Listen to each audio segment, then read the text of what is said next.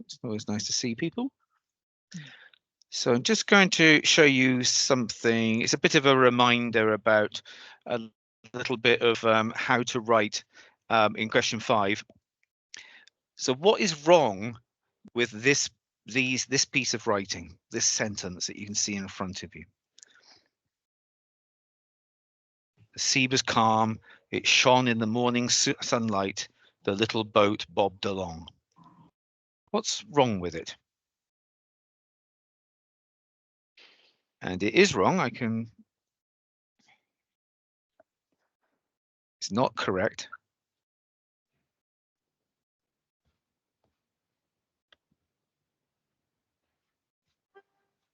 Anybody? Anybody got any ideas why it might be wrong? I'll just share it back in so Parvin can see it. Yeah. Any ideas? The sea was calm, it shone in the morning sunlight, the little boat bobbed along. It's a nice little sentence, isn't it? So why wouldn't it be acceptable to the examiners?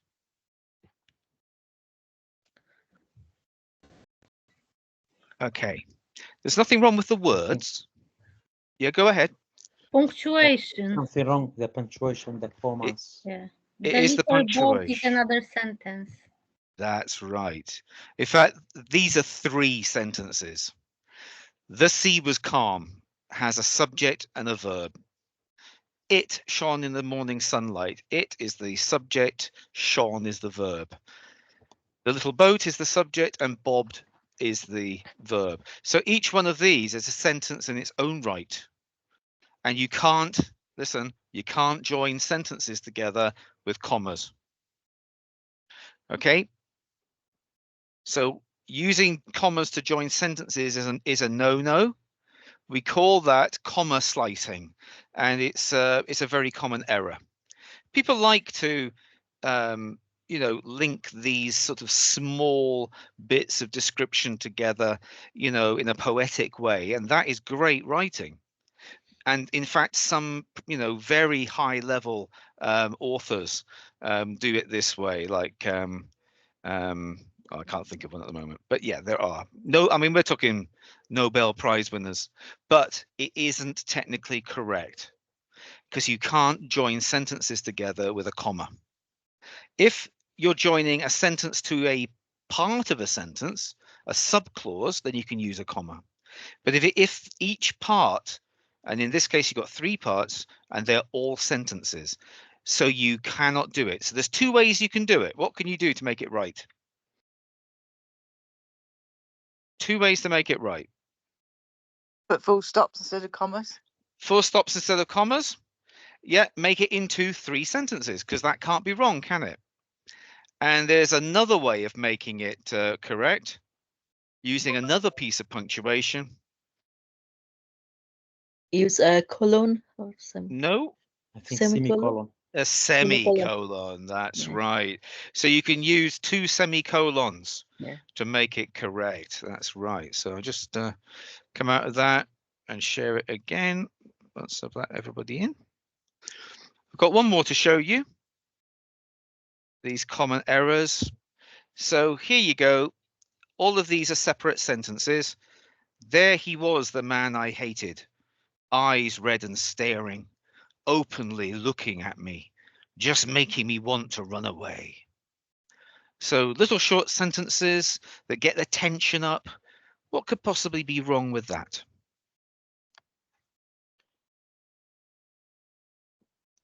I think you can put commas instead of After between. Something you can use commas, certainly. Yeah. But what's actually wrong at the moment? It is there he is instead of there he was. No, I want to put it in the past tense. Okay. It's perfectly valid sense of the past tense. No, again, it's not the words. The full I stop. think Oh, is it all the full stops? uh, Sumaya? I think looking at me, the sentence openly looking at me, comma, just make me want to run away. So what's wrong with it? That's instead to put full stop, that's comma, just make me But why? because it's related, because when he look at he just make him, his look make him want to run away, but maybe scared him, like, because they are related between But you're these. not telling me why. What's the error? What is the thing that the person has done wrong? The full stop, Common. the Hmm? full stop, this full stop. He shouldn't put full stop. That's Why? the mistake. Why Because shouldn't you put full stop? because should change it to comma, because this looking at me just make me run. It's these two related, these I together. mean, Just you're this. all drifting around it, but nobody's actually saying it. Okay, can I say? Yes, Maybe go ahead. I'm right. So red eyes, sorry, eyes red and staring, Yeah, openly look at me, yeah. just make me want to run away. Yeah. Or we can Oh, openly whoa, whoa, are whoa, whoa. looking at You me. were going to tell me what was wrong, but you're not telling me Grammar, what was wrong. grammar, because looking shouldn't be without, you know, are in this situation, or just present So, simple look. yeah, but it's a very simple phrase I'm looking for to tell me what's wrong with that. And you're not telling me. I mean, you're right, but you're not telling me why. You're not telling me what is the actual error that's been made here. And we're running out of time. You know, So past, I'll just have to tell you. you know, I it should think, be past tense, because we have to keep the same tense, I think. No, all of them are can be quite. That's not actually what's wrong here. Hello, the dog is driving me crazy. Sorry, I'm just having to call my wife to deal with a dog. So I'm going back in again. No, you, a lot of you are correct here, but you're not really saying it. And the point I need to make is this: eyes red and staring, not a sentence. Not a sentence.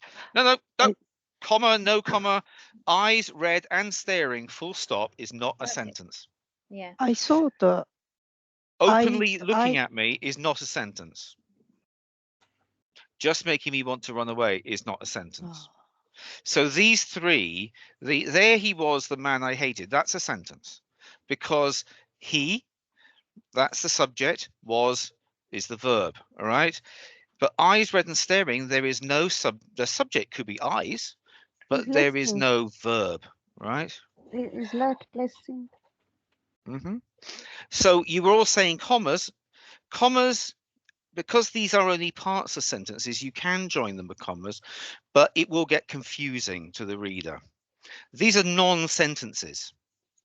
So what you were trying to say was, well, that doesn't make sense with the full stop. Yes, but that means it isn't a sentence, because a sentence has to make sense. It has to have a verb. It has to have a subject.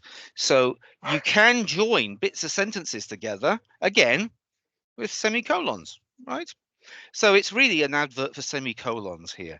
So there he was, the man I hated. And what is coming next is a list of subclauses. And so I put a colon to say we're starting a list, and then eyes red and staring, openly looking at me, just making me want to run away. And now that is okay. That's correct now. Oh. Okay. So the answer is, if you're wanting to join together little sentences, or if you're wanting to join together subclauses, try using semicolons rather than commas or even full stops.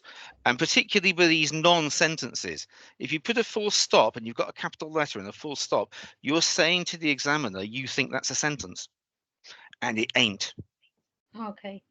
Okay, you can do it for style if you're doing your own creative writing and it's not an exam. People do write like this in modern literature, but it isn't correct in the GCSE. Okay. Okay. Right. So thank you all for coming. Tonight we're going to be looking at question 4 on paper 1. So buckle up. I'm going to be probably ending about 10 minutes early tonight. Sorry about that, but I am a bit pushed for time. So here's my slideshow. Paper 1, question 1, and I've called this a question of agreeing, and we'll see why in a bit. You might already know why I've put that, but let's have a look at the actual question. So what do you already know about question 1, paper 4? What is involved in writing an answer? I think it's to what extent do you agree? You are asked whether you agree. To what extent do you agree? You agree. Yeah, cool. And What else? you have to ask yourself why, because of what you agree, why you agree, why you partially agree, and why you And not what agree. is it you're agreeing or not totally agreeing with? Statement. The statement, yes. So a student has said something and you're given a statement. I don't altogether trust that a real student has actually said that, but nevertheless, you're given a statement in quote marks, and you've got to say whether you agree with it or not. And as Bestoon said, you've got to then explain why you agree with it or slightly don't agree with it. And that, in a nutshell, is what you're doing with this question. So here's a past question. It goes with the text that I sent out yesterday. Well, I think I sent it out at 3 o'clock this morning, but if you've had a look at it, it doesn't matter if you haven't. So focus this part of your answer on the second part of the source.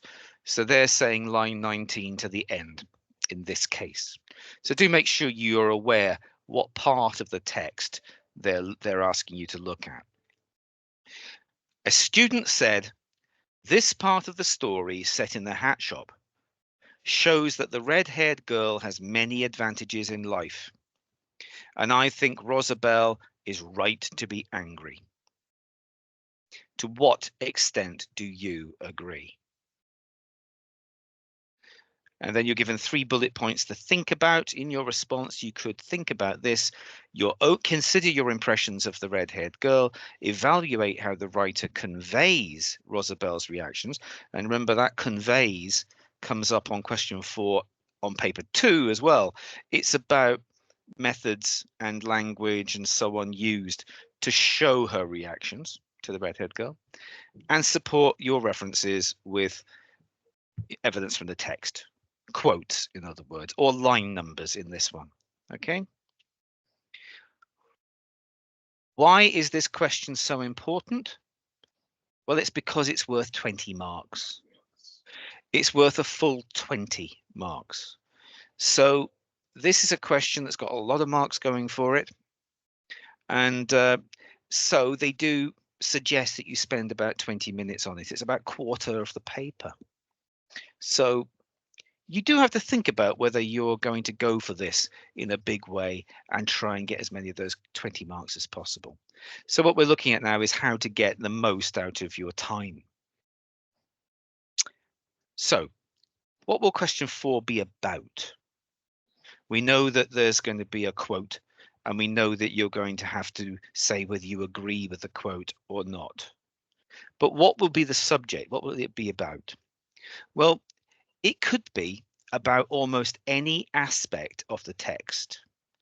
So ones that are quite common, they might ask you about characters, the character's actions or the character's feelings and emotions.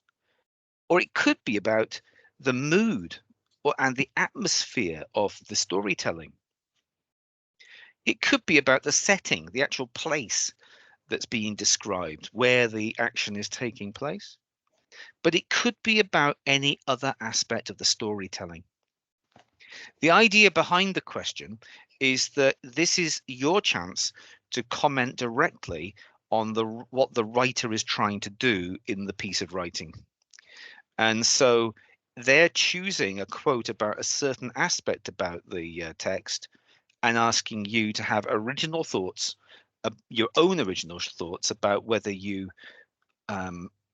you agree with that or don't agree with it, and can you explain why.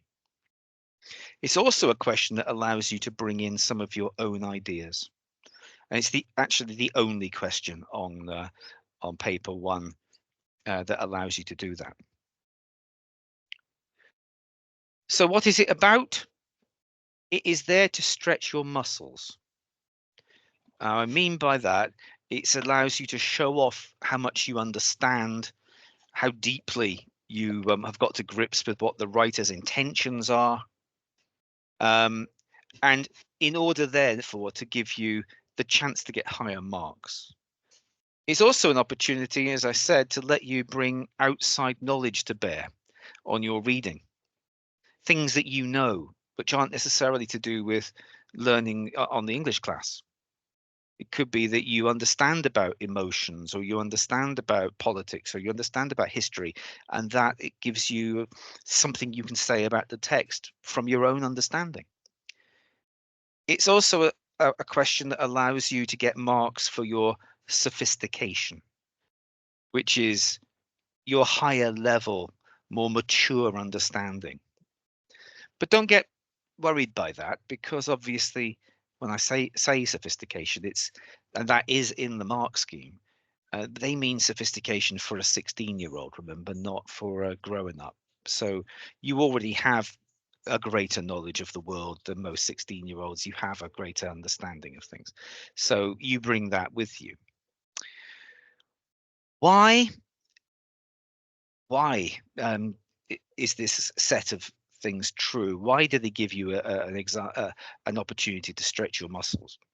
It's because this question has been designed for higher level learners in order to give them a chance to get the higher grades. So everybody does the same paper, whether it's the people who are looking to get 9 or 8 or 7 in their final grade, or the people who just want to get a pass and get a 4 or a 5. The examiners have to put in a question to give those extra marks to get people up to the higher level, which means you're not necessarily needing all of those 20 marks to get a pass. But you probably, but everybody needs as many marks as they can get, of course. So why is it difficult to get the marks on this question? And it is difficult. Most people get between 5 and 10 marks out of 20. Why is it so? Well, these are the reasons, as it occurs to me, that people fail to say if they agree or not. It says, the actual question is, to what extent do you agree? That's the question. Monica, did you want to ask something? Monica, you had your hand up. Is that all right? Oh, I didn't realize that I watched some guidance, and they advise to put I strongly agree, I strongly disagree, or something like that. Yeah. Okay, well, I mean, we'll come back to that. Hold that thought, and when I start getting into how to answer, we'll address that, whether you should say I strongly agree or I agree up to a certain extent. Yes, I think you should do that, but we'll come back to that. So why do they not get the marks? Look, it says, to what extent do you agree? And some people don't bother to say whether they agree or not. They just go straight into the choosing examples from the text and explaining them. And they're not really, therefore, answering the question at all. You'll lose marks for that. You'll get some, but you won't lose marks. You will lose marks. Why don't people explain why they agree? So again, they might say they agree, but they then don't explain why they agree or not. So you have to say whether you agree or whether you partially disagree, and then you have to give your reasons why you take that position. That is the whole bulk of the question. So if you forget to explain why you agree, you can talk about all the examples you like, but you're not explaining the actual answer to the question. People sometimes misread the student's quote. So the student's quote is what you're agreeing with or not agreeing with. So you need to be directly talking about what they've said. So it's not a general question. It's a very specific look at exactly what you're being asked in the student's quote. People don't follow the bullet points, so they don't actually address what the examiners are looking for, or they don't use quotes or examples to back up their answers with evidence. Again, you can actually give the greatest reason why you don't agree. But if you forget to put an example from the text where that is being done, where that comes from, then you'll radically reduce the number of marks you get for it. So there's no point in having clever answers if you don't back it up with quotes. Everything you say, even if it's your own ideas, has to be based on something you've noticed in the text.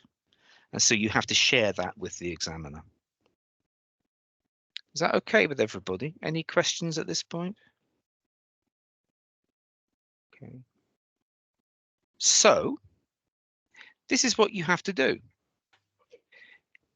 You read the quote, and I would suggest you underline or shade in with colors or something. I know you can't use colors, can you? But underline or circle the parts of the text, the parts of the quote, and then you are going to say that you agree or partially agree. That is my recommendation. Okay. There are other things you can do. You can say that you partially disagree. You can say that you disagree. Or you can say that you strongly disagree, or strongly agree. Those are all things that you can do. I'm basing what I'm advising you, and it's only advice. You can take it or not.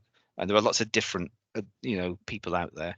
I'm basing this on conferences I went to with the examiners, and the chief examiner said they design the question. They've designed that quote so that you can agree with it. They don't design it so that you can disagree with it.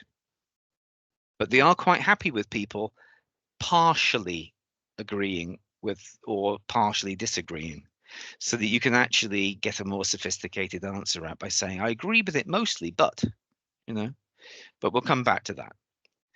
So whatever you've said, let's say you agree, you then need to find 3 examples from the text that support your point of view. So that could be 3 pieces of evidence from the text that show why you agree, or maybe 2 that show why you agree and 1 that shows why you partially disagree. 3, of course, is the magic number in AQA. So if you manage to do 3 examples, that's the best type of answer to do. You get nothing really for trying to do more than 3, and it will take you a long time to do more than 3. And if you only manage 2, you can still get a good lot of the marks if they're really excellent. But 3 is the ideal. You should try and follow those bullet points, because that's what the examiners are telling you they want the content to be. And you must use quotes to back up your points. And those quotes can be lines from the text in quote marks, or they can be as it says on line 13 or from line 10 to line 11 or whatever. You don't have to analyze or explain the quotes. You're just putting them there to back up something you've just said. So you make a point and then you evidence it. But don't forget to evidence it. So let's look at the question again, the statement itself. This part of the story set in the hat shop shows that the red-haired girl has many advantages in life, and I think Rosabelle is right to be angry. So it breaks into 3 parts, really, doesn't it?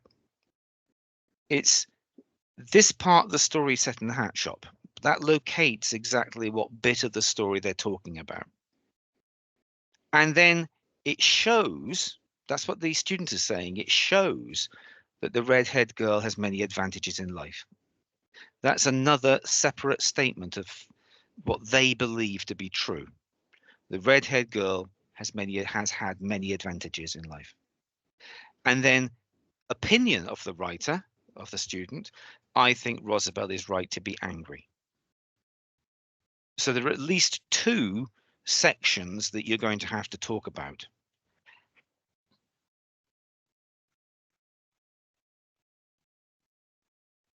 So you've got the bit that's set in the hat shop. It's the red-haired girl has many advantages. Does she? Doesn't she? And Rosabelle is right to be angry. Do you agree? Don't you agree? Those are the bits you can agree with or disagree with, the blue and the green. Yeah. So in this case, you've just got two parts to think about. Does she have many advantages? Is Rosabelle right to be angry? You can agree with one of them and not with the other.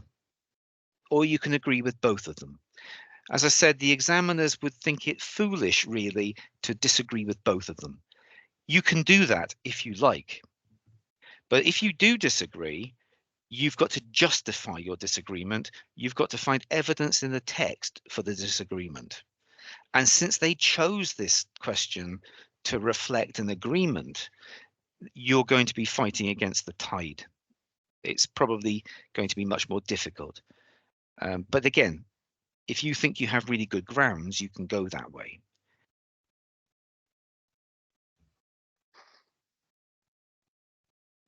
So remember that the bullet points tell you to link to these key ideas.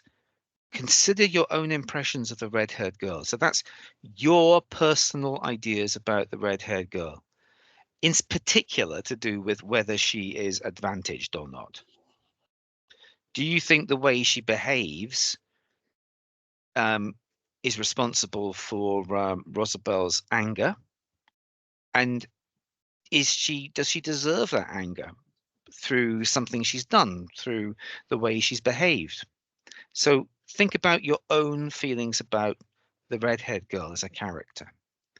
And then it asks you to evaluate how Rosabelle's reactions to the redhead girl are put across. So what is Rosabelle's reactions to the redhead girl? Are they reasonable? Do they make sense? Do you support the idea that she was right to get angry?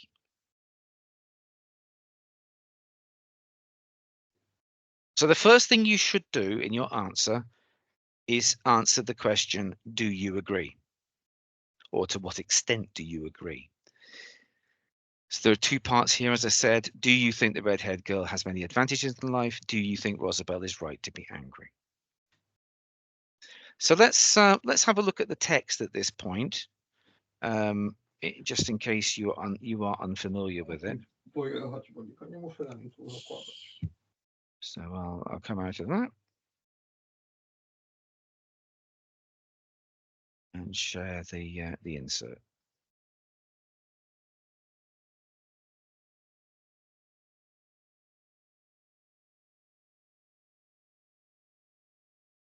Oh, that's not it. Beg your pardon.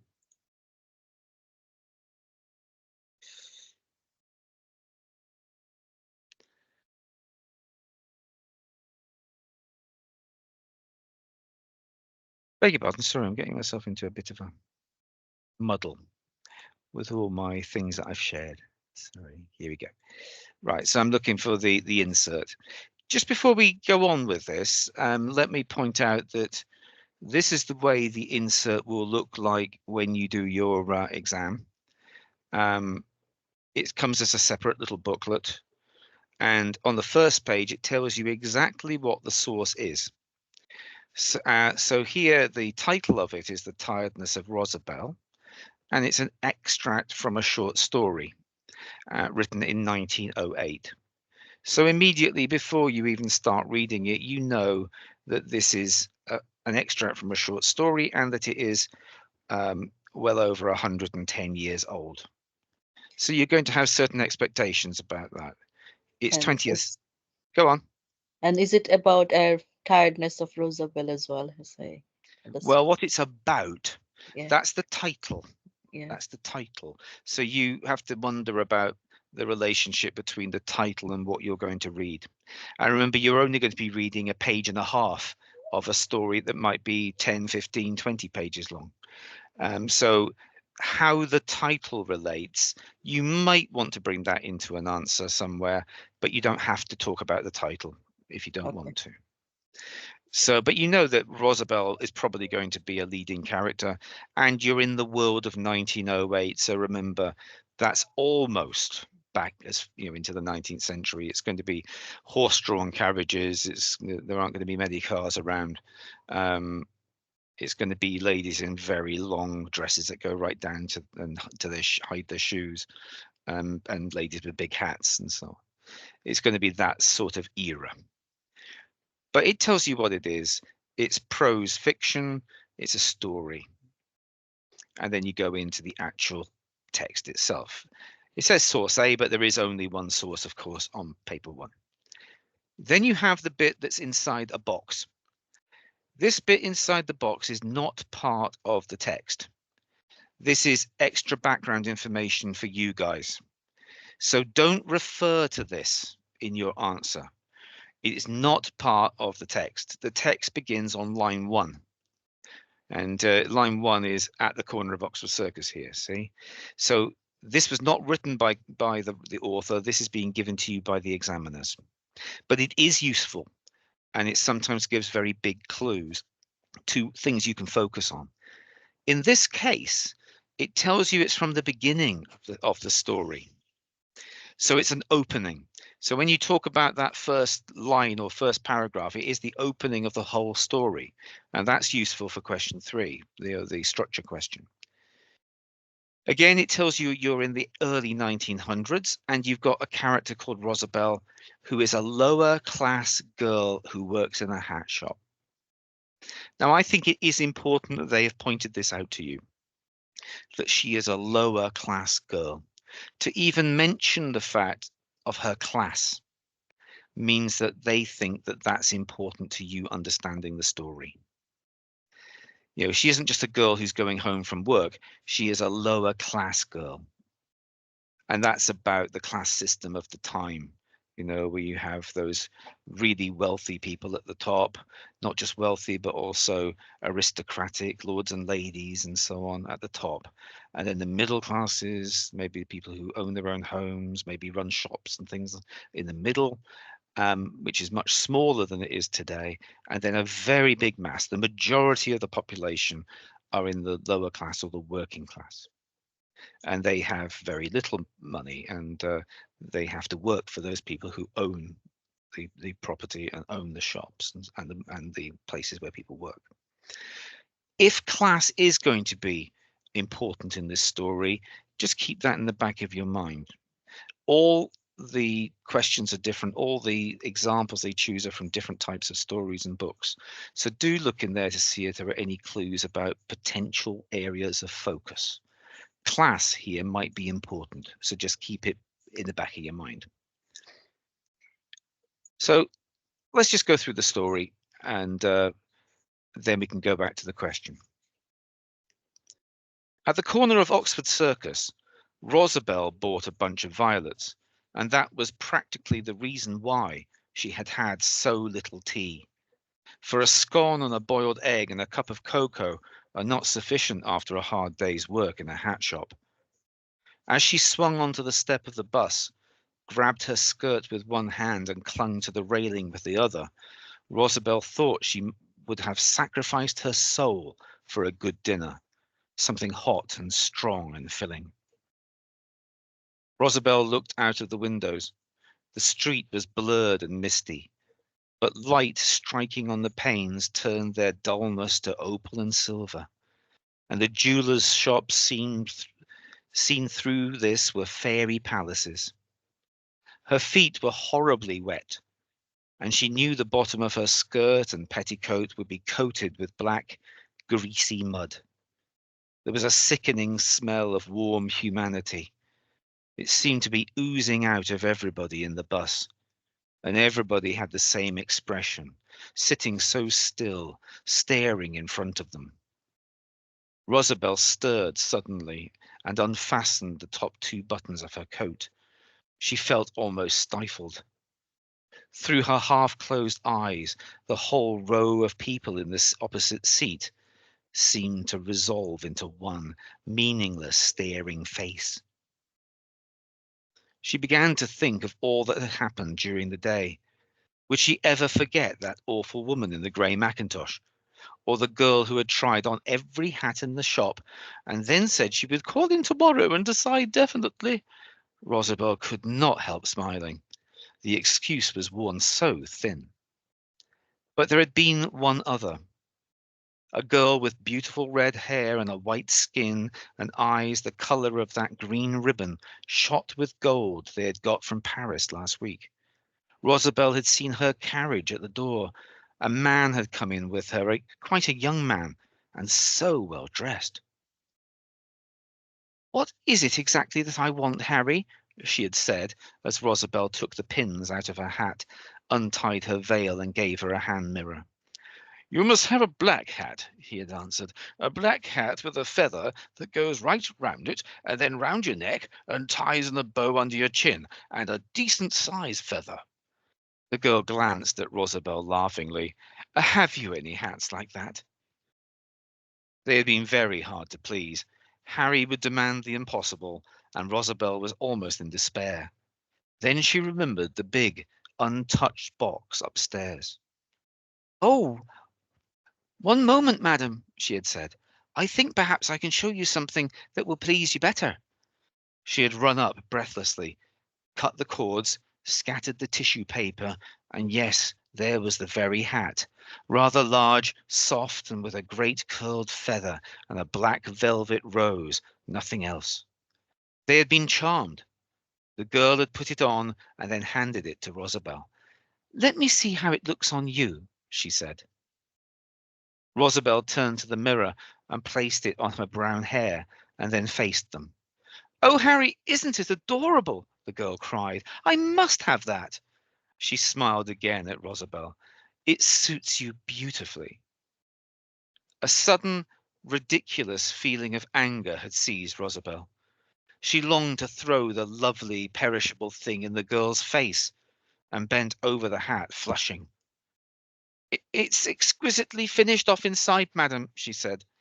The girl swept out to her carriage and left Harry to pay and bring the box with him. "I shall go straight home and put it on before I come out to lunch with you," Rosabel heard her say.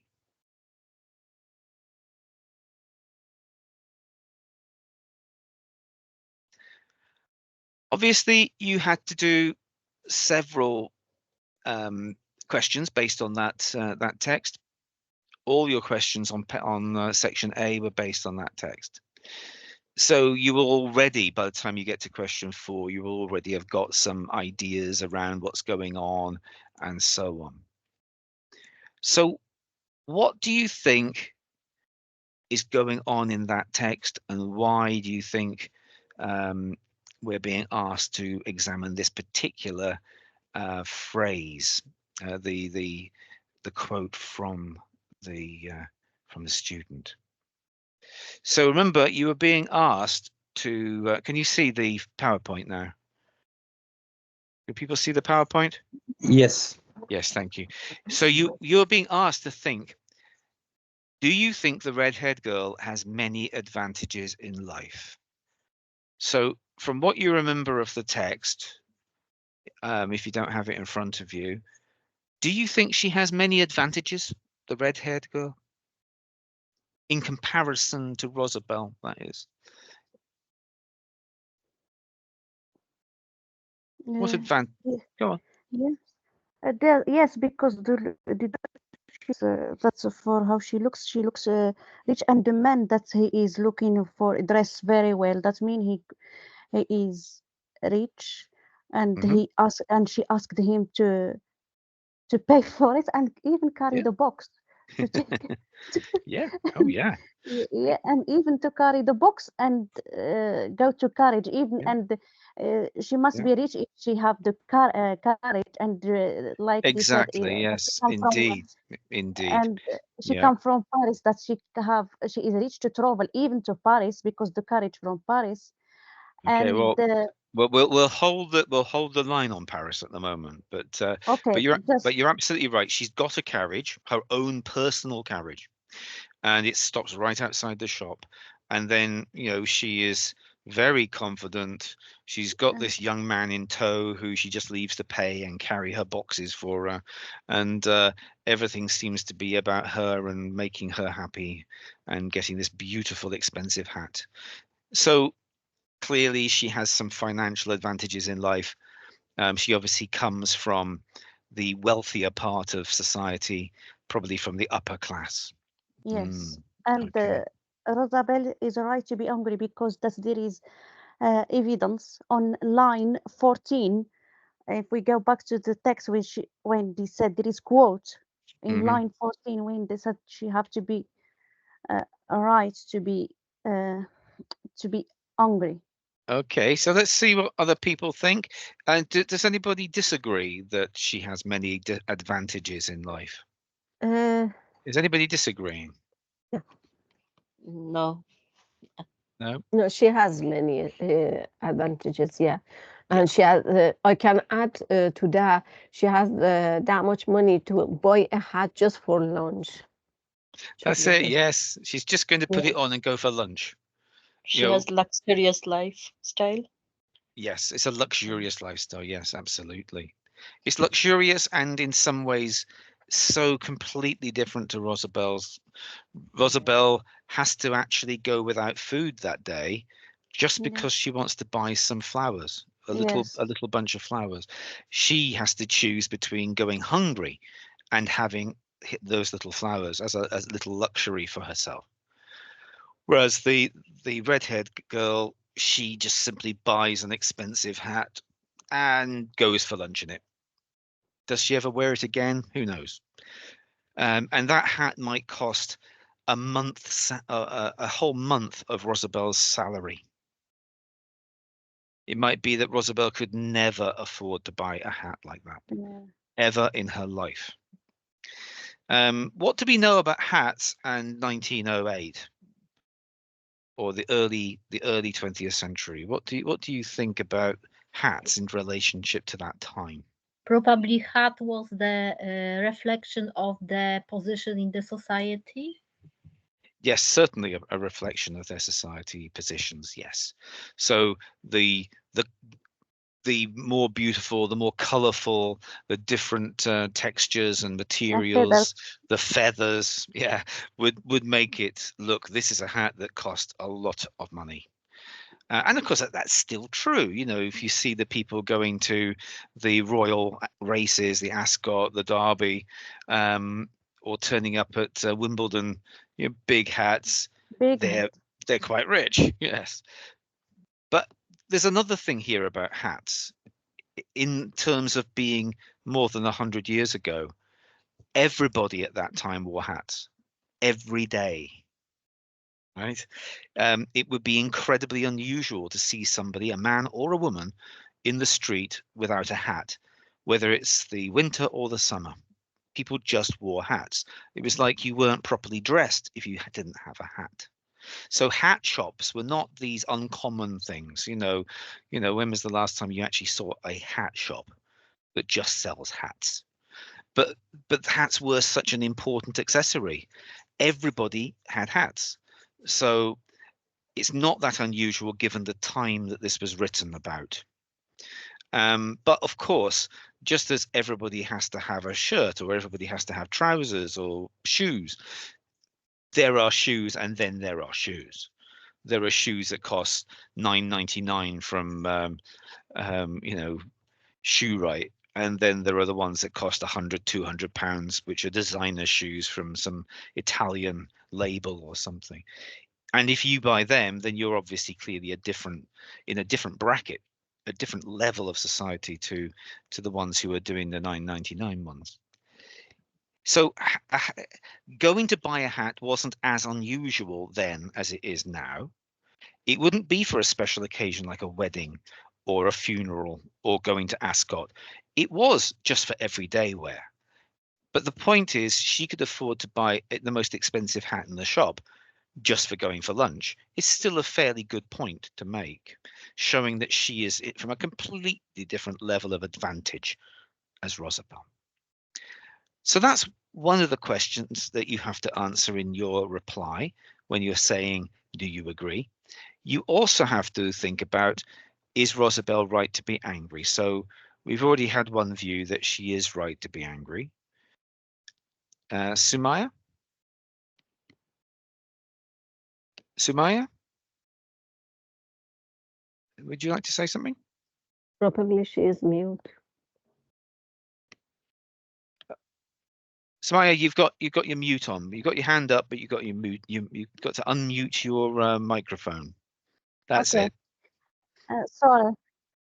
I want because it's easy for me to say I am agree to be angry, because easy for me to say to write it. It's very easy. But actually, in my opinion, because Roosevelt, she deal with a lot of different customers, and Yes.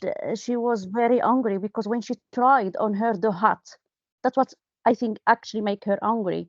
Yeah. And she the ladies with the red heart, she just want to try it on her to before she buys, and when she tries, she looks on her nice, beautiful, that like she said. Mm. And it's not big reason to make her very angry, No, and because that's an interesting point.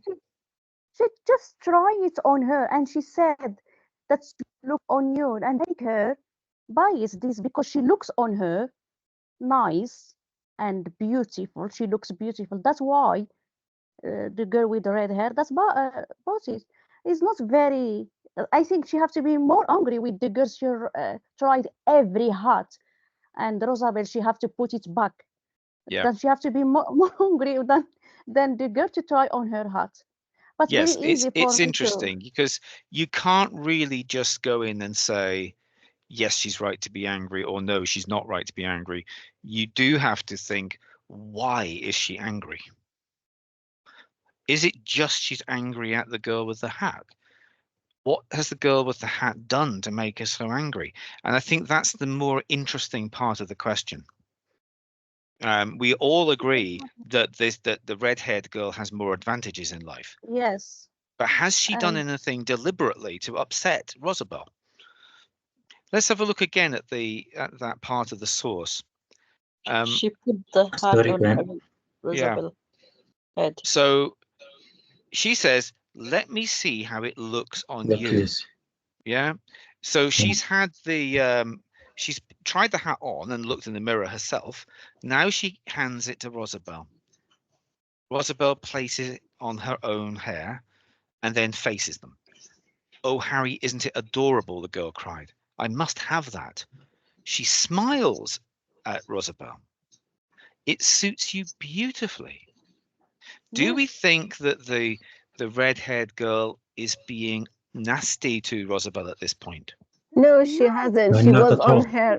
Mm, not at all. Because all the way she bought it because she looks on her beautifully.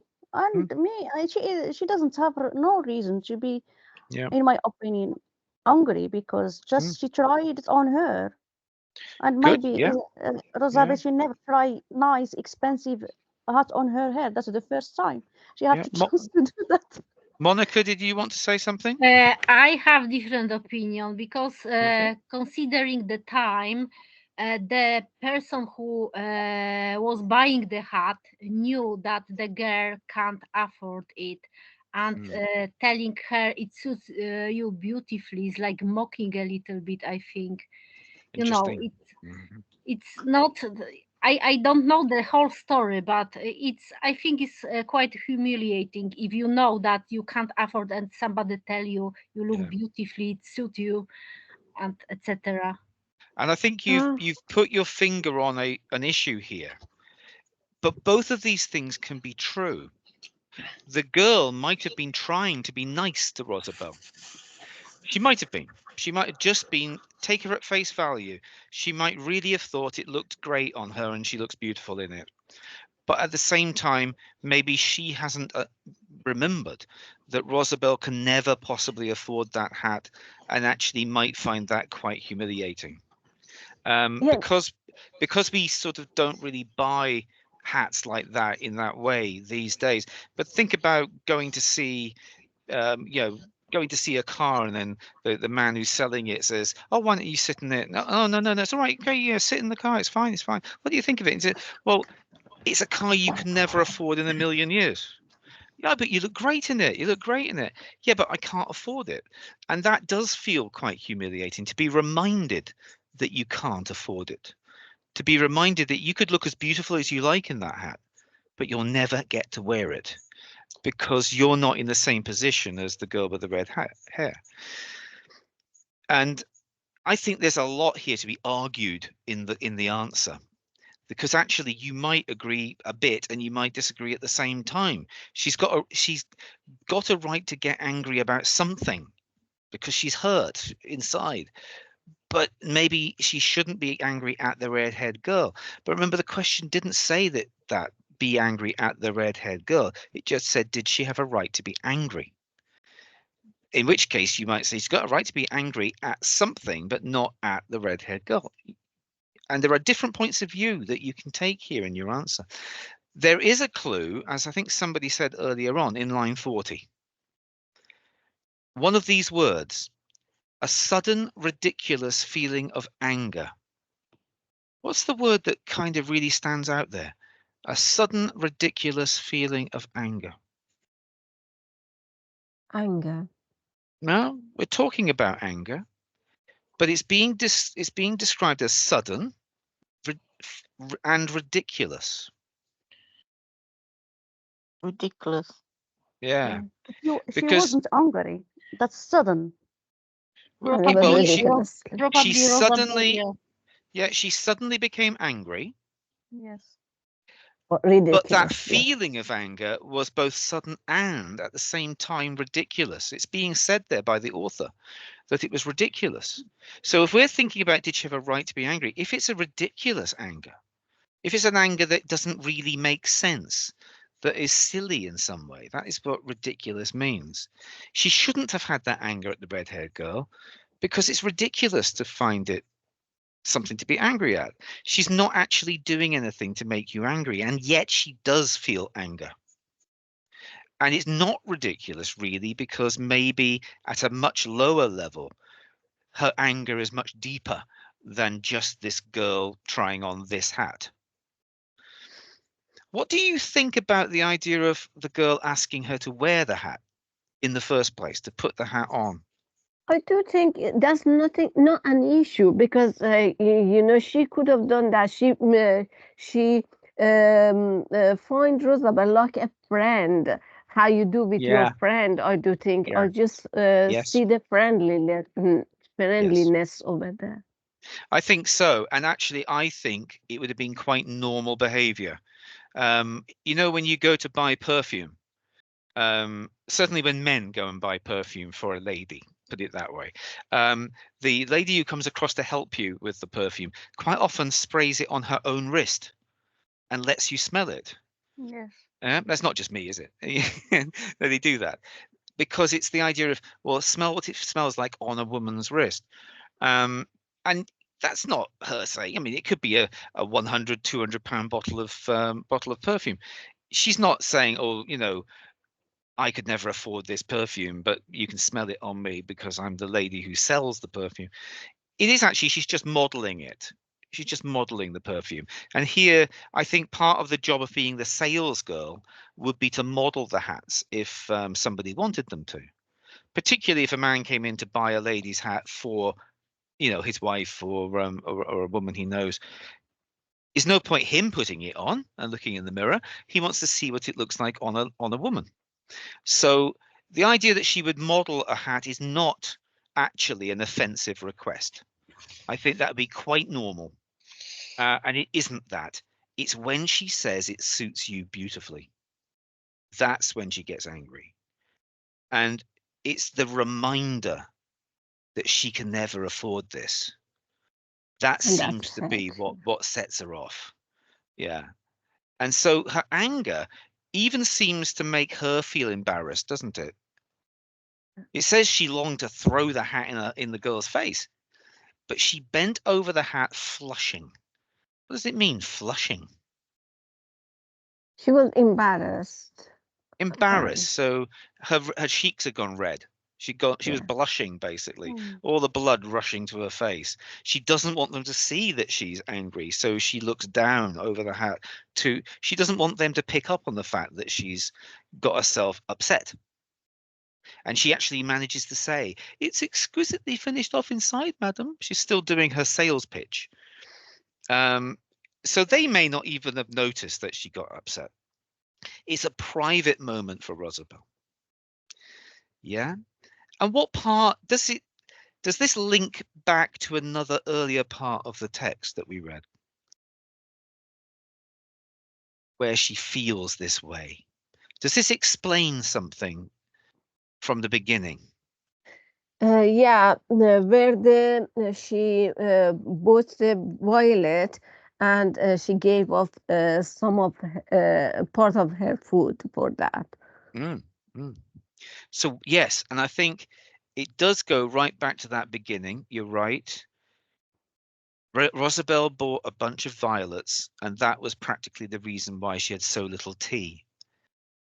So she bought violets, which are a beautiful flower, quite a cheap flower, but she bought a bunch of violets, even though she'd have to go without some of her food that evening. So why was it so important for her to buy the violets? Now, we don't know for certain. She might have been visiting a friend in hospital. It might be her mother's birthday. We don't know. But what might we use the clue at the end about to explain why she felt that she would have a bunch of violets, even though she'd have to go hungry? To have that little luxury, that to find that little bit of that higher class. Yes. Yeah. Yeah. I think that's a good idea. I mean, that's a good explanation of it. She can't afford a hat like that, but she can have the beautiful little flowers. And having something of luxury in her life, even if they will wilt and die and she'll have to throw them out, is apparently really important to her at the end of that day. Because this bit of the text, yes, is later than the bit in the hat shop. This happens afterwards. Because we actually then go into a flashback when she's sitting on the bus. We go through a flashback to earlier in the day when she first meets the redhead girl. So after the scene where she gets angry, maybe she then decides she's going to go off and have some flowers before she goes home to make herself feel better. And if she needs to be made to feel better by having a little bit of color, a little bit of luxury, it maybe helps us to get to why she's feeling this way on line 40 and 41. Yeah. So back to the presentation and the question itself. So we have, I think more or less all of us have decided that we agree that the redhead girl has many advantages in life. We may not all agree that Rosabelle is right to be angry. And even if we think she is right to be angry, it's a question about whether she's angry with the redhead girl or angry with her position in life as a lower class worker, rather than as a member of the upper classes. You know, she's been reminded momentarily of her position in the social hierarchy, and it's pretty much near the bottom.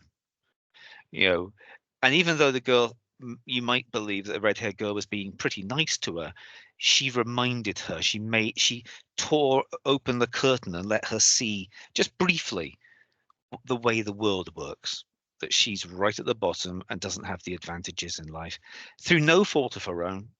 And it's just that the world is unfair. The way the system works in those days was very unfair. Not saying it's any more fair now, but we're talking about the world of the story. So for agreeing, you have two options. You can agree completely. Yes, she has more advantages. Yes, Rosabelle is right to be angry. And I suppose this might be the one where you say, I strongly agree, or agree with all of what it says, because to the 2 points you can agree or disagree with, you're saying yes to both of them there. That is a safe bet. And the examiners say that you can get full marks on this question just by agreeing. You know, you can go down a line of just explaining that, and they're not going to knock you down for it, even though that is the easy route. But it might be a little bit harder to pull out the sophisticated marks, the marks for subtle and complex explanation, because you're just going for the easy option of saying, look, yes, she has more advantages, and yes, look, Rosabel's right to be angry. The other option, and there are more than 2 options, but I'm saying this is the other option that would be recommended, is agree with one but not the other. I agree that she has more advantages, but I don't believe that Rosabel is right to be angry. And that is perhaps more sophisticated an option, because it allows you to say, yes, I agree, and look at why I agree. But on the other hand, I don't completely agree that Rosabel's right to be angry because, and that argument that you're making there in your answer maybe sounds a little bit more complex. And they do like to see complex analysis going on of the text. So although you're not analyzing language here, you are analyzing the actual story itself, the actions and feelings of the characters.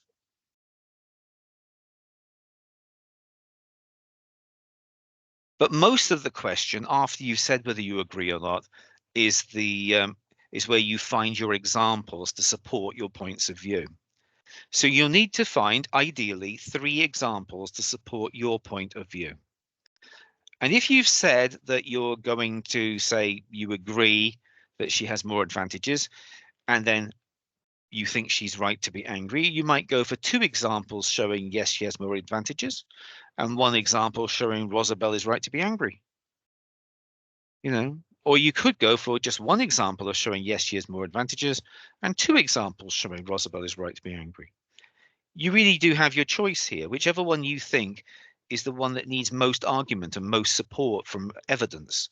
So I would say in this case, talking about Rosabel's right to be angry or not right to be angry would be the one I'd give the bulk of the answer to. Whereas the advantages one is fairly straightforward.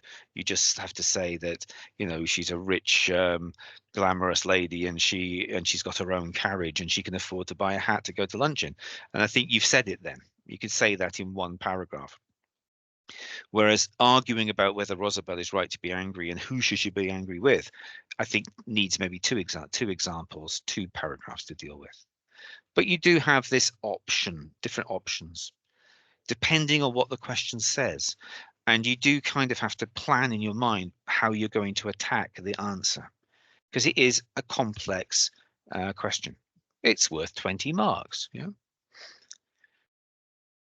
So taking that, you can come up with a sort of a plan for attacking this answer. And I say you probably need to write at least 4 paragraphs on this answer. The first paragraph is just a line.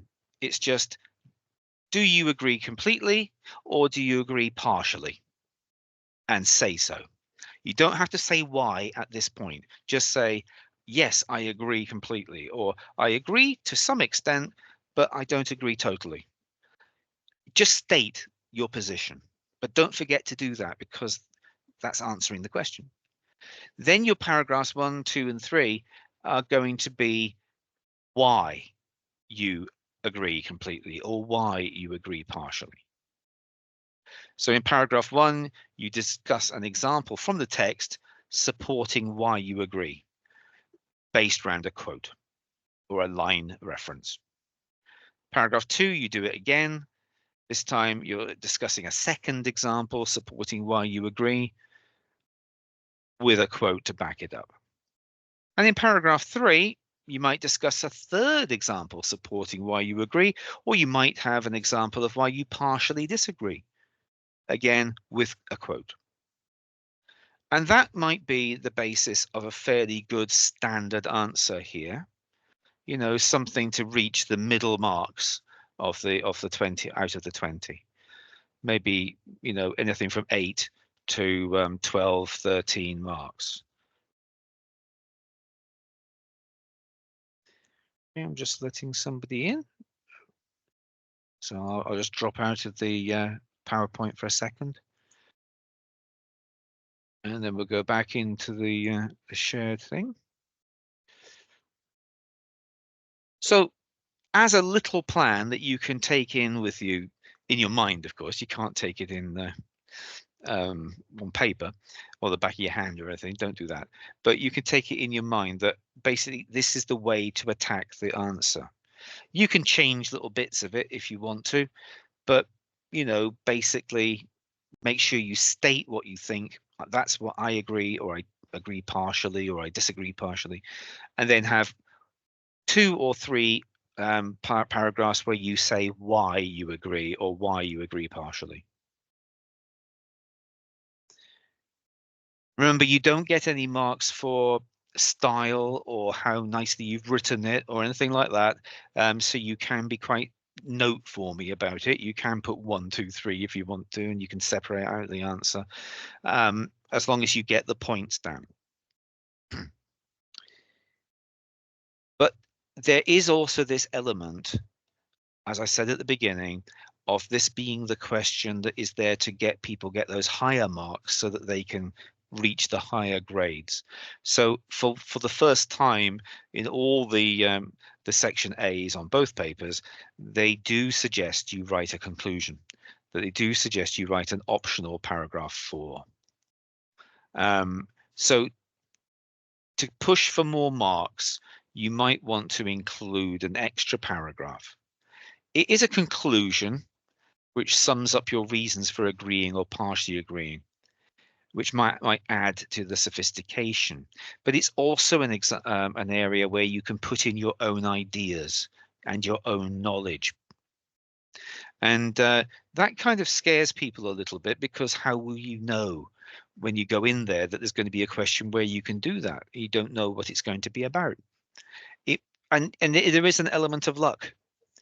I'll give you an example. There was a lady who did this exam as a mock, and not this one, sorry, no, it's another one about a little boy whose mother was very, very ill. And he was having really bad dreams. He dreamt of a great bird that took her Alex away. Cold was Alex, it? that's it. That's one. Alex Song, yes. Thank you, Alex Cold. Yeah.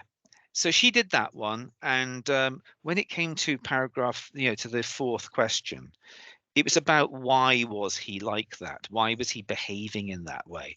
And she had been through grief counselling following a bereavement. She'd studied that, and so she was able to talk about the stages of grief. Where at first you go into kind of a denial, and it's not true, and then you go into a stage where you go through anger. How dare the world be so bad to us? So she identified that Alex was going through that angry stage, that he was in the anger mode of his it was almost like he was grieving for her as if she was already dead, and that this was him in the anger mode, which is why he's angry with his father. It's why he shouts at his sister. He's even a little bit angry with his mother, even though she's the one he's worried about, because he's just a little lad who's scared and grieving for the fact that he might be losing his mum.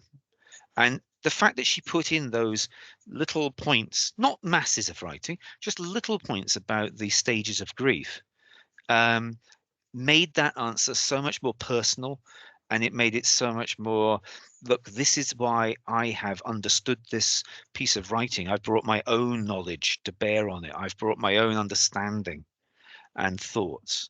And that made it a very strong and very impressive answer to that question. And it's not something that could be planned for, because you don't know what's coming up. However, there are some elements that you can prepare that you can prepare for in advance, because there are also, this is where you could bring in critical positions, critical points of view. by which I mean critical perspectives. There are some which are fairly standard to analysing literature, which is actually what you do on paper one. So you've got a piece of a story or a piece of a novel, and you are doing some critical analysis on it. Literary criticism, really. Now, there are some standard approaches to literary criticism, which are based around bodies of work from certain perspectives. And depending on what the question is and what the piece of writing has in it, you might think one or more of these would be suitable. So there is the political perspective. Political with a small p, I'm not talking about, the election and all that sort of stuff. It is a way of looking at the world and saying, well, almost all human reactions and relations can be boiled down to political and some questions and some texts may suit that more than others. That comes from the work of this gentleman with the big hairy face, Karl Marx, and would be known as a Marxian or a Marxist knowledge base or perspective. These are like lenses that you might put on to look at the text in a certain way. His view would be that life is a struggle and there are different competing groups in society. So in a Victorian society, he lived in the Victorian era, much earlier than the end of just that period where that story was written, but he lived much earlier. But living in Britain at that time, you have the very few at the top who own most of the wealth, who dominate society. And then at the bottom, you've got a great mass of uneducated, largely powerless working class. Or they're powerless as long as they don't stand together and say, we're not going to take it anymore.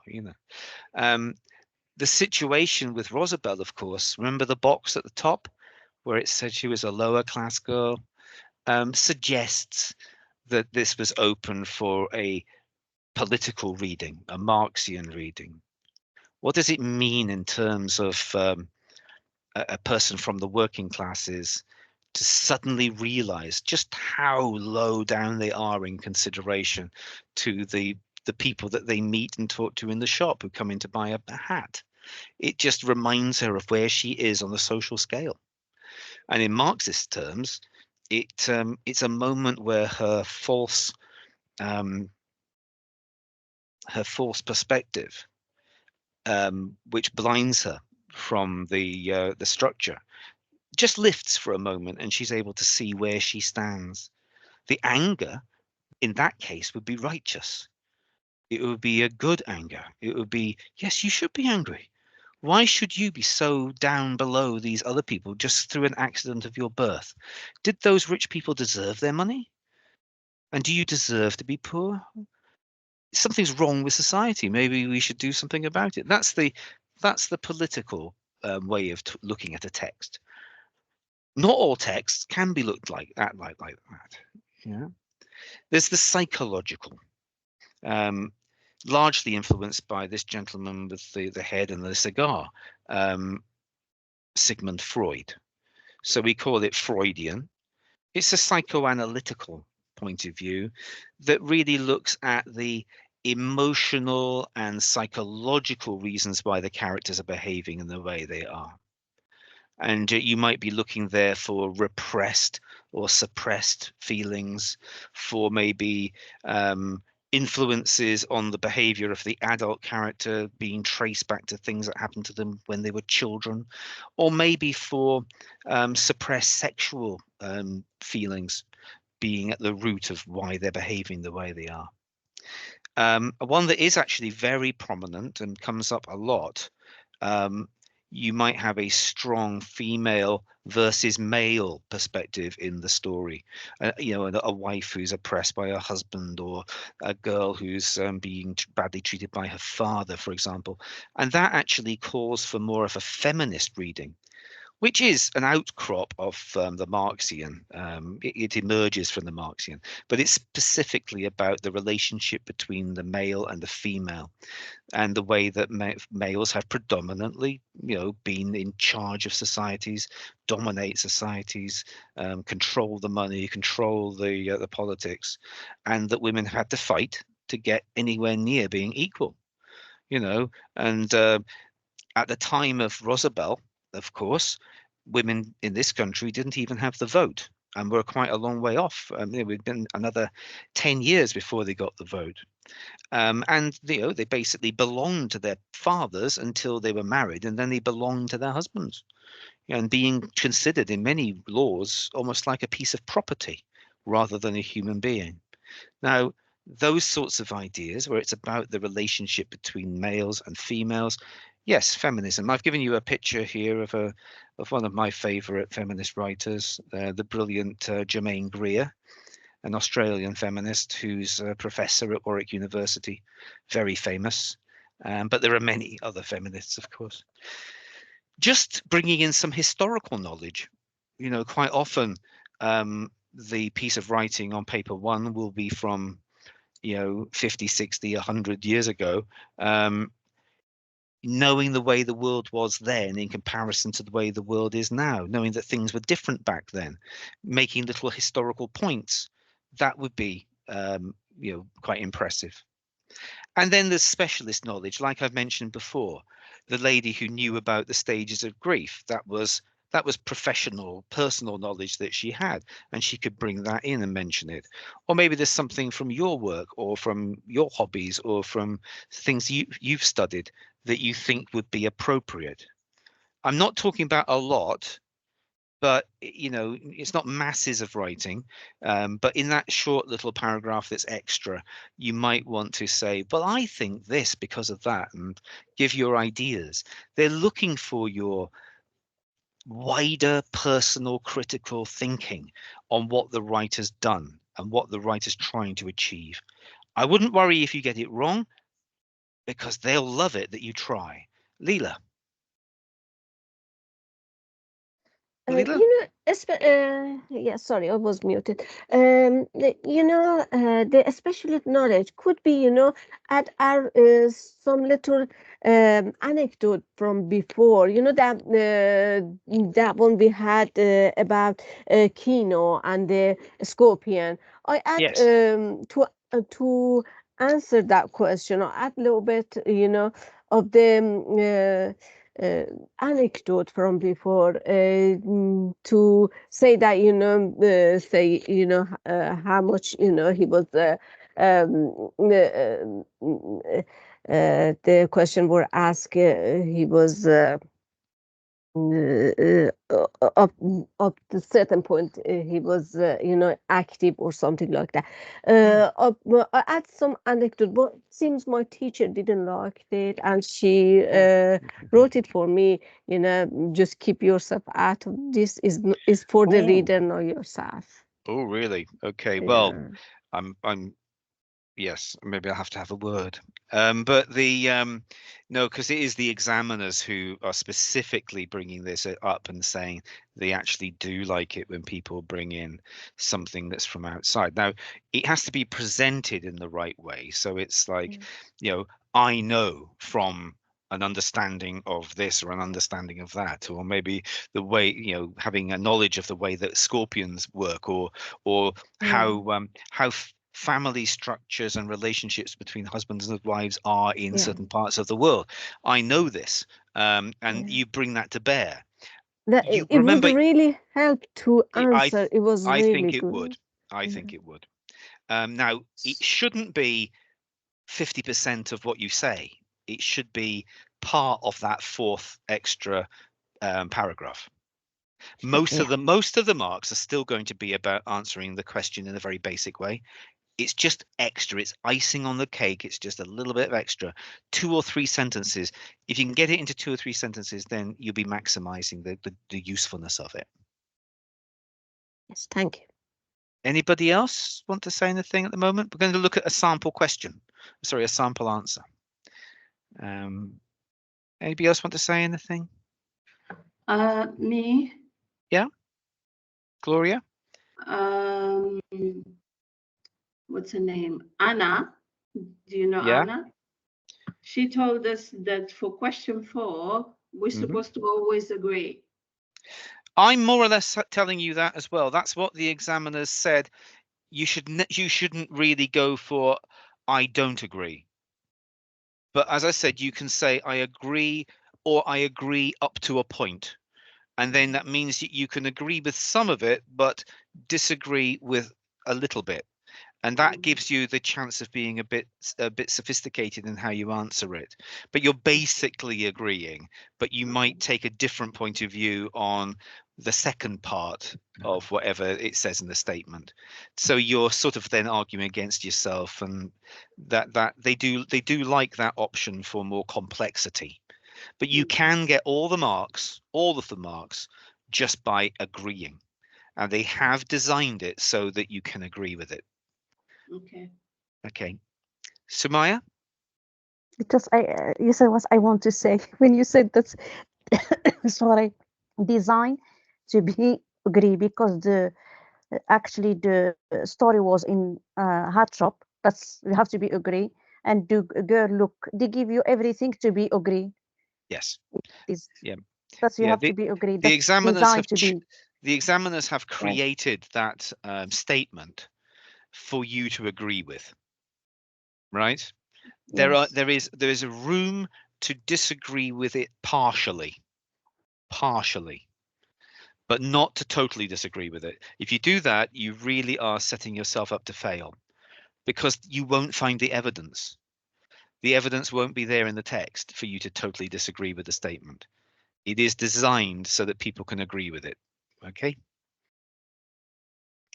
But a partial disagreement, I agree with it mostly, but I've got my own ideas here. That can be quite impressive if you can argue it that way. Anybody else got any questions before we look at the sample answer? Sample answer might give you some more ideas.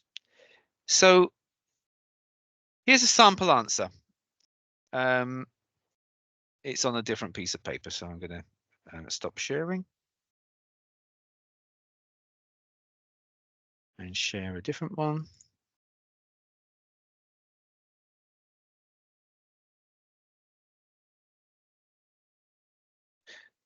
Now, so, oh, what did I do? Sorry, I made it disappear. Bit clumsy.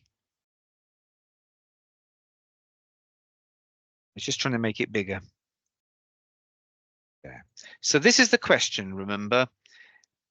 A student said this part of the story set in the hat shop shows that the red-haired girl has many advantages in life, and I think Rosabelle is right to be angry. To what extent do you agree? In your response, you could consider your own impressions of the red-haired girl. Evaluate how the writer conveys Rosabelle's reactions to the red-haired girl, and support your response with references to the text. Now, remember that it says from line 19 to the end, so it is just that part that's in the hat shop. And it says you should focus on that part. It doesn't say it's only about that part. And that means you can mention things that happen in other parts of the text, particularly in this case, her buying the flowers. Although that happens at the beginning of the text and it isn't from line 19, it's such an interesting thing to counterbalance her getting angry and upset with, and then maybe that's why later on she goes and buys some flowers before she gets on the bus. Again, not something you should talk about a lot, because most of what you say should be about line 19 to the end, but you can mention it, and that again shows that you're doing more critical thinking about the whole text. So let's see how this student has set out an answer. So the first part, remember, was do you agree completely or disagree partially? Say so.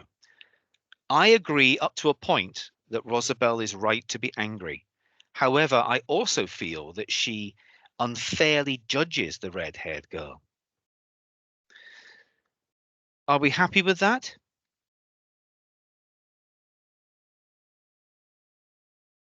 I agree that up to a point, Rosabelle is right to be angry. So he Yes. says that he's agreeing. However, I also feel that she unfairly judges. So there's a bit of, I agree, but not totally. Mhm. Is something missing? Don't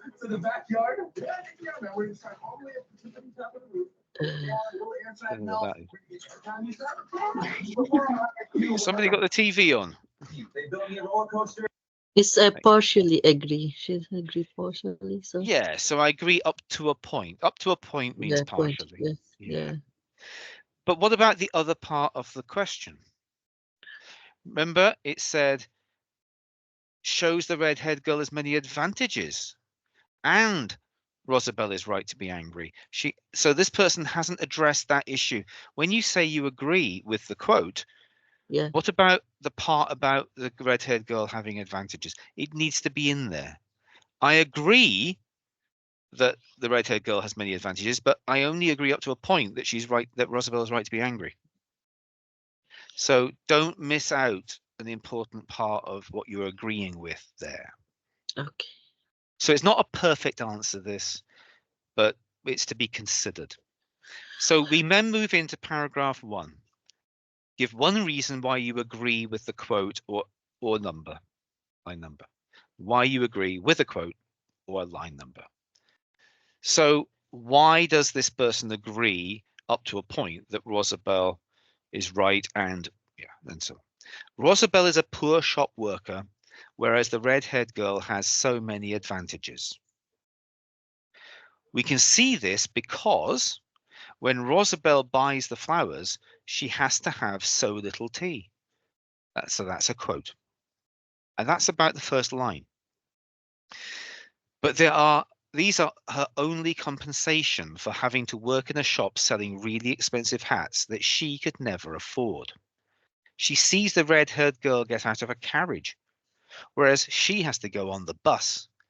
They can so easily afford the hats and all the nice things in life that Rosabelle cannot. I must have that, the girl says, doesn't she? So there are some quotes and there are some references to things that happen in the text, the carriage and so on. And this is actually addressing whether the red-haired girl has some advantages, so many different advantages. But it also is still on mentioning Rosabelle's buying flowers as compensation. So it's dealing with both sides of it, but it's mostly talking about advantage. But of course, if you believe it's that differential in advantage that causes the anger, then the two things are related. And that seems to be the way that this student is going. Are we happy with that? Is it a reasonable way of setting things out? Yes. Remember, And yeah, go on. yeah, and yes, the way she compared this student compared it is really good as well. Good, good. Remember, you can just put things down as points. You don't have to write it as a nicely flowing piece of writing, but you can. You don't get extra marks for doing it. But look at how this person uses the quotes as part of writing a sentence. That just gets it done quicker. And at the end, you know, can't afford the hats in life, so she can't so easily afford the hats. But the quote is from the red-haired girl. I must have that. So actually, that's a quick way of just making a reference. Paragraph 2. So give one reason why you agree with the quote or a line number. Rosabelle has a right to be angry because the red-haired girl and her boyfriend do not seem to understand how difficult it would be for her to afford their kind of lifestyle. The girl glanced at Rosabelle laughingly as she asked for a fancy, expensive hat. They seemed to be flaunting their advantages, such as the suggestion that they might have been in Paris last week. The contrast with Rosabelle's poverty hits her when the girl suggests that the hat suits you, because she would never be able to afford it, and that makes her angry. So in this, the red-haired girl and her boyfriend are actually almost laughing at Rosabelle for her poverty. They know that they have lots of advantages in life, and It's the contrast with that and her poverty that makes her upset and angry. Is that a fair enough point? Has this person argued it well? No, it's not fair. Why not? Because I don't think she laughed at her. They laughed at her. I see that she was look like a friendly way of laughing on. She was on her own world, happy to find that hat and laugh and share Yeah. that moment with the Rosabelle. Yes. And it goes much further than that. It's actually just a misreading of the text. Yes. Do you remember it comes from back here where it's the bloke, Harry, where he goes on a black hat with a feather that goes right round it and round your neck and ties in a bow under your chin and a decent sized feather, and he's wittering on about the feather. The girl glanced at Rosabelle laughingly. Have you any hats like that? She's not laughing at Rosabelle. If anything, she's laughing at Harry, and she's inviting Rosabelle to laugh along. Oh, what a Burke. What do men know about ladies' hats? That's how I read it. She certainly doesn't say that, although she's looking at Rosabelle while she's in a laughing mood. I don't think Rosabelle's done anything to be laughed at this point. It's the bloke who's being silly. So, and have you any hats like that with this massive great feather? It's like she's kind of sharing a joke between two girls. Yeah, I think that's kind of, it's a bit of a dishonest use of that quote. What about when it says that they've been in Paris recently? Yeah, this idea that they must be terribly rich because they've been in Paris recently. That's not right at all, because that was the item coming from the Paris. Yeah. That was. Look at line 20. You're quite right, Leela. Look at line 20 and 19. A girl with beautiful red hair and a white skin and eyes the color of that green ribbon, shot with gold, that they had got from Paris last week. The they in this question is the shop. They had ribbon to go on the hats brought in from Paris last week. So when the girl looks at the redhead girl, when Rosabelle looks at her, she sees her eyes and she remembers and compares her eyes to the color of the green ribbon with gold in it that they'd got from Paris last week, that the shop had got in. It is not saying that the redhead girl had been in Paris. It doesn't say, it just factually incorrect. It doesn't say that. So it's a misreading that is being shown there. You have to be careful when you're choosing your quotes and when you're saying something about the quotes that it actually does say, that quote does support what you think it does. Don't give yourself away, and you are reading it quite quickly. Don't give yourself away like that. But some of the arguments in this paragraph are certainly well made. So the third paragraph, yet another reason. However, I think some of Rosabelle's anger is harder to agree with because it seems to be due to simple jealousy. So now the students arguing against themselves. They think she's got a right to be angry, but not completely. Some of this anger is simple jealousy. She observes the girl's beautiful red hair and how her boyfriend is so well dressed. The word so here shows how much she is taking notice of him and suggests how much she might want a boyfriend as well dressed as that. Yeah. Oh, so well dressed. Yeah, she certainly seems to like the looks of this boyfriend. When the girl says that the hat suits Rosabelle beautifully, although this makes Rosabelle very angry, the reader might feel that the girl is just trying to be kind. And I think here the comments being made are much more careful and actually fairer to the red-haired girl. Yes, they are a bit thoughtless, and they are obviously flaunting their wealth. But of course, people didn't feel guilty about their wealth in those days. It wasn't like, oh, I've got so much more than everybody else, because I'm born to it. I deserve it because I was born to a special class in a special family of a special type. They really did believe that it was the right right way of living. The world would explode in the years after 1908. You would have revolutions in Ireland, in Russia, famously, of course, bringing in the Soviet era, civil wars in Spain. The world would come to know that actually great gaps in wealth, where the poor are oppressed and the rich have such comfort, will actually lead maybe to revolutions and to upheavals, and maybe people should fare more, should share things more equally. And maybe these days, the very rich, you see them slopping around in jeans and t-shirts. Well, the jeans might cost £5,000, but they're still jeans. They still look a bit like the ones we buy from Primark. It's like they almost don't want you to know how posh they are. We had that guy. David Cameron as Prime Minister a few years back.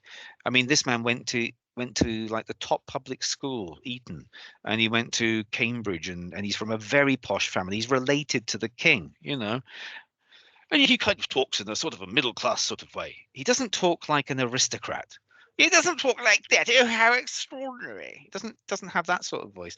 It's like he just wants to be, despite the fact he's a multimillionaire, he just wants to be an ordinary chap. I mean, he isn't very good at it, but that's the idea. Everybody just wants to pretend to be on the same level. At the same time, of course, putting huge amounts of money in the bank, of course. So then we move on to the optional conclusion and seeing if they can bring in some knowledge from outside here. I agree that the red-haired girl has many advantages in life that Rosabelle does not. The writer shows that Rosabelle is unhappy about this in her flashback from line 19. From a Marxian perspective, so they're bringing in the Marxian thing, the story shows the class system at work in the early 20th century.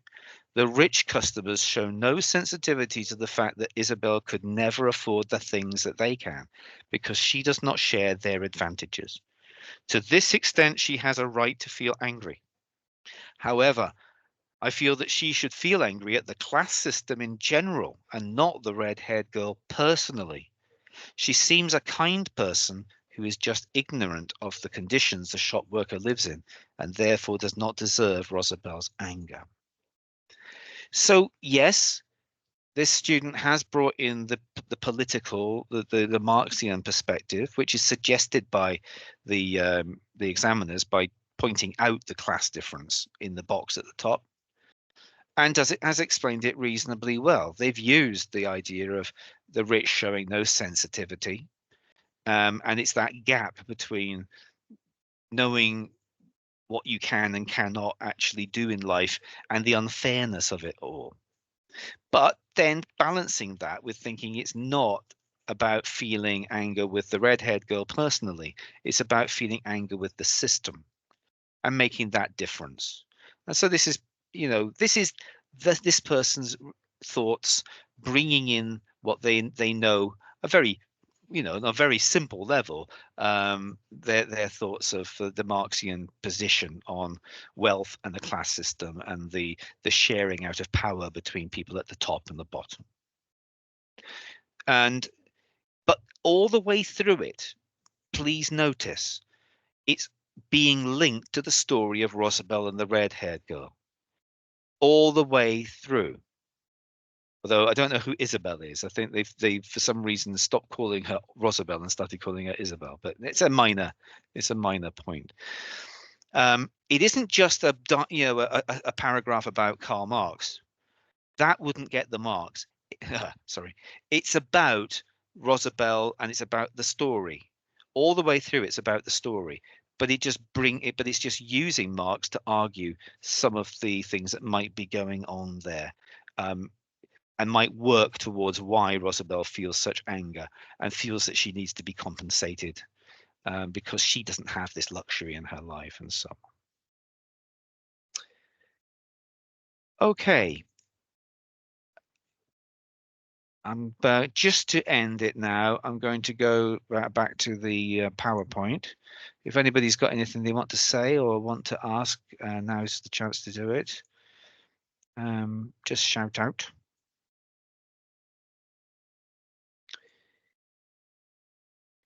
So the sample answer there, basically, yeah, go on, go ahead, Leela. You want to say something? No, the sorry, I can't put the my raised hand down. I don't know why. It's down now. It is down. It is down. Okay. So the plan for question 4, paper 1 again, just to show you, in the first line, you have to say whether you agree or not. You know, you can say you agree completely or you agree partially. And of course, if you agree partially, that means you do disagree with some of it, but you shouldn't really just try and disagree with all of it. It's mainly to be agreed with. So then you're going to have 2 or 3 paragraphs, depending on how long you've got, how long you want to spend on this answer, saying why you agree. And the key word in there, as you saw, because each of those paragraphs, I put the because in red, hadn't I? It's about saying, I agree because of this bit in the text, because of what happens in the story, because, yeah. So it's giving reasons why you agree or why you partially disagree in your paragraphs. Ideally 3, but you know, you may not want to spend the full 20 minutes on it. You may have your conclusion, your optional 4th paragraph, where you are summing up all the reasons, bringing it to a kind of a conclusion with your own words, your own ideas, your own knowledge, if you want to bring those in. Finally, there is again, this comes from the examiners, and it's a hard one. If you were here for the thing last week, about the question 4 on paper 2, it's very similar. The examiners do say, I can't find the slide where it says it, but they do say, if in doubt, you should consider, you know, if you were going to get very low marks on this, don't for heaven's sake spend 20 minutes on it. If you are getting 5 or 6 marks on this, just go in there, do this quick formula. I agree. I agree with this. I agree completely with it. Here's a reason why I agree with it. Quote. Here's another reason why I agree with it. Put another quote. Here's a third reason why I agree with it. Give another quote. And that will get you up to about 10 or 11 marks, maybe. And that you can do in 10 minutes. And then that other 10 minutes you can use on one of the other questions. You might want to use it on writing your piece of creative writing, where you can get up to 40 marks. Don't spend 20 minutes trying to get every mark out of this question if it isn't going to come to you quickly. You'll know that through doing mocks, through doing practices. If you're beginning to get quite high marks on this, then it's worth it to push your marks up. If you are aiming for the high grades, you need to get as many marks as you can from this. If you are aiming for a pass, if you want to get a grade 4 or 5, then you don't need to spend 20 minutes on this question. And that is something that the examiners have made quite clear. It's not official. You know, they haven't gone public with this, but between the examiners and the teachers, they did agree that actually, if you're looking for, well, in those days, a C, if you're looking for that pass mark, you really don't need to be thinking of getting 16, 17, 18 on this mark, on this one, because it will take you a long time to get those extra marks. It's very quick to get up to 10 marks and then very slow to get the next 10 marks, because that's all about arguing the sophisticated, complex readings of the text. And it just depends on whether that's what you want. So you have to think about that. Okay, I am going to have to shoot. So if you've got any questions about this, if you wanted to do a question 4 and send it to me to be marked, please just email it through. Somebody emailed me through one last week, and that was really good. If you've got any questions, just send through an email, and I will try and answer it as fully as I possibly can. I'm going to switch off the recording now, but yeah, go ahead. Can you please send me the question? I want to do the question 4, and I send it to you, please. Okay, so you I- want I- this question and this. You've got the text. I'll send you the question. Yes, Okay. yes, Yeah, we'll do. please. We'll do. I'll send that to everybody. Okay. Thank you. Yeah, so you